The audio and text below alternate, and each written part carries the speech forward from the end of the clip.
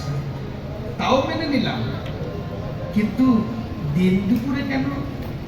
সকালবেলা লাগলেও হবে, রাত্রে লাগলেও হবে, দুপুর বেলাতে? রাধারানী বুঝিয়ে বলছে, ললিতা আমি মাটির ঘর, ওই ঘরের ছাউনি, এই ঘরের কথা বলিনি। তাহলে এই সাধের ঘরে যেন আমার মতো আগুন, এই সাধের ঘরে যেন আমার মতো আগুন, তাদের সাধের ঘরে খানা যেন, ঘরে খানা যেন আমার মতো পুড়ে যায় গো। সাধের ঘরে যেন আগুন লাগে, আমার মতো এই ঘরে খানা যেন যেন পুড়ে যায় গো। আমার মতো যেন কৃষ্ণ বলে তারাও কাঁদেতে সাধের ঘরে খানা যেন পুড়ে যায়, কৃষ্ণ বলে কাঁদিতে সাধের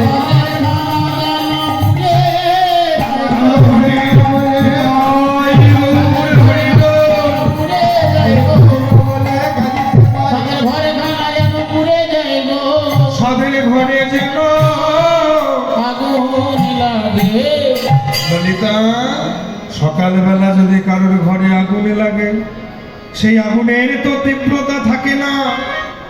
বৈকাল বেলা যদি কারোর ঘরে আগুনে লাগে, সেই আগুনের তো তীব্রতা থাকে না। কিন্তু দুপুর বেলা যদি কারোর ঘরে আগুনে লাগে,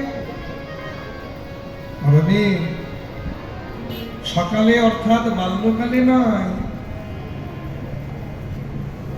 বৈকাল অর্থাৎ বৃদ্ধকালে নয়, দুপুর বেলা অর্থাৎ যৌবন কালে আমার মতো দেহ ঘরে যদি কৃষ্ণ প্রেম স্বরূপ আগুন কারোর দেহ জর্জরিত করে দেয়, কারোর দুপুর বেলা যদি এই দেহ ঘরে যৌবন কালে দেহ ঘরে কৃষ্ণ প্রেমানল হু হু করে জ্বলে ওঠে, সে আমার কৃষ্ণ প্রেমের জ্বালা বুঝতে পারবে, আমায় তখন আর কলঙ্কিনী বলবে না, আমায় আর কলঙ্কিনী বলবে না। পদকবি চণ্ডীদাস ঠাকুর এক পাশে বিনয় করে বলছে, রাধে গো, ওগো প্রেমময়ী, যে দুটোই অভিশাপ তুমি বিবাদিনীর দলকে দিলে, দুটোই অভিশাপের একটাও কার্যকরী হবে কিনা জানি না, তবে প্রেমময়ী গো, যদি দুটোই অভিশাপের একটাও ফলে, তাহলে একটাও যেন আমাতে ফলে, তোমার মতো কালো সাপে যেন রাধে করে আমায় দংশন করে।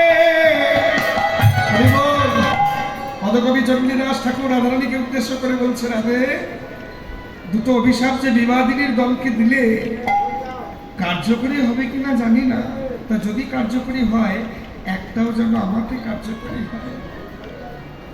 তোমার মতো কালো সাপে যেন রাধে আমায় দংশন করে, নয়তো সাধের ঘরে যেন আমার আগুন লাগে, নইলে সাধের ঘরে যেন আগুন লাগে।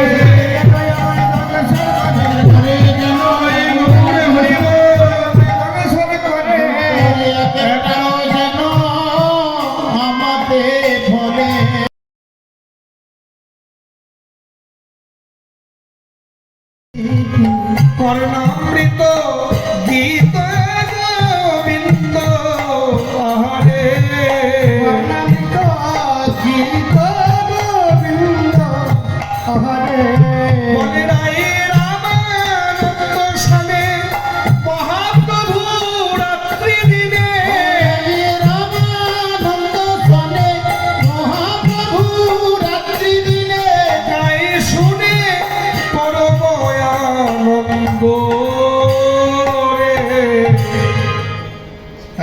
মহাপ্রভু কোন কীর্তন শুনতে ভালোবাসতেন? চণ্ডীদাস ও বিদ্যাপতি। পদকবি চণ্ডীদাসের পদাবলী, পদকবি বিদ্যাপতির পদাবলী। ওই জন্য কীর্তন যখন শুনবে মায়েরা, তখন দেখবেন, লক্ষ্য রাখবেন যে কীর্তনিয়া কতগুলো পদাবলী গাইল, এটা একটু লক্ষ্য রাখতে হবে। তবে মহাপ্রভুর মন শান্ত হবে। আর যদি কীর্তনে পদাবলী না থাকে, হয়তো তুমি সুখ পেলে বটে, তোমার ভালো লাগলো বটে, কিন্তু আমার মহাপ্রভুর মন উত্তপ্ত, হৃদয় শীতল হলো না। কীর্তন শোনা তোমার সার্থক হলো, তুমি শুনলে বটে, কিন্তু কীর্তনের একটা কঙ্কাল কুড়িয়ে নিয়ে তুমি ঘরে গেলে।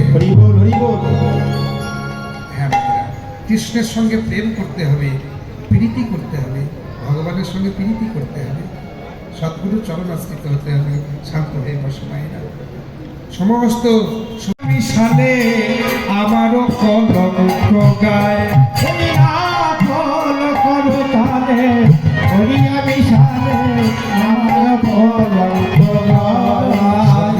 খোল করো তালে করিয়া মিশালে আমারও কলঙ্ক গায়। খোল করো তালে করিয়া মিশালে আমার কলঙ্ক গায়। তারা খুলে খুলে বলে রে, খুলে বলে রে, খুলে খুলে বলে রে, খুলে বলে রে, আমার প্রেমের গোপনে কথা খুলে খুলে বলে, আমার প্রেমের গোপন কথা খুলে খুলে বলে রে, আমার প্রেমের গোপনে কথা। মায়েরা, রাধারানী আমাদের উদ্দেশ্য করে বলছে, খোল করতাল একত্রিত করে আমরা কি কথা বলছি? রাধাকৃষ্ণের প্রেমের কথা। আমাদের উদ্দেশ্য করে ললিতাকে বলছে, ললিতা, এই জগতে কিছু মানুষ আছে, তারা খোল করতাল একত্রিত করে আমার আমার দিন দুপুরে যেন তাদের পরে বাড়ি ঘরে রে, তাদের ঘরে যেন আগুন লাগে। ভাগে কত করে গায়, সে তো কলঙ্কেরই কথা রে, কলঙ্কিনী কথা রে, কলঙ্কেরই কথা রে, কলঙ্কিনী কথা রে, ভাগবত করে বলে কলঙ্কেরই কথা। ভাগবতে করে বলে কলঙ্কিনী কথা রে। আর এক শ্রেণীর মানুষ আছে, এরা কি করে জানিস? এরাই আবার গুরু হয়ে আসে,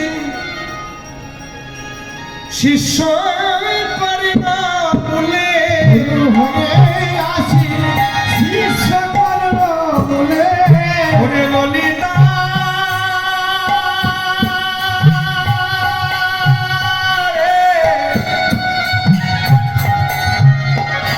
ওরে মানবী, মানবী রে, গুরু হয়ে আসে, এরা শিষ্য করে না বলে। ছেলের প্রতি আর ভালোবাসা থাকবে? হ্যাঁ, তার মায়ের গলায়, যশোমতীর গলায় সোনার হার নয়, গজপতির হার, বহু মূল্যবান। যখন গোপাল ছেড়ে দিয়েছে, মতিগুলো যখন মেঝের মধ্যে ছড়িয়ে পড়েছে, গোপালকে ঠুকে নামিয়ে দিয়ে মতি কুড়ায় যশোমতী, মতি কুড়ায় যশ, মতি কুড়ায় যশ মতি, মতি কুড়ায় যশ মতি, মতি কুড়ায় যশ মতি, মতি কুড়ায় যশ মতি, মতি কুড়ায় যশ মতি। আরে গোপালে নাহি কমতি কুড়ায় যশ মতি, আরে গোপালে নাহি কমতি কুড়ায় যশোমতী। আরে গোপালে নাহি কমতি কুড়ায় যশ মতি। এখানে মতি শব্দটা অনেক জায়গায় অনেক রকম অর্থে ব্যবহার হয়েছে। দেখো, মতি কুড়ায় যশোমতী, এখানে মতি মানে গজমতী, গজমতী কুড়ায় যশোমতী। গোপালে নাহিক মতি, এখানে মতি মানে মনমতি।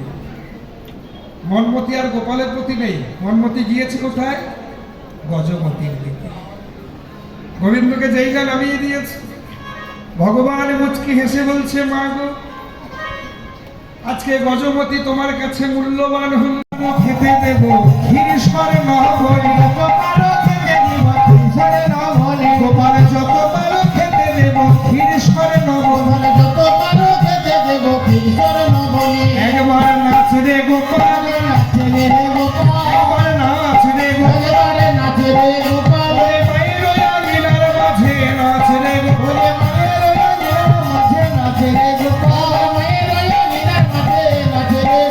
মায়ের আঙিনার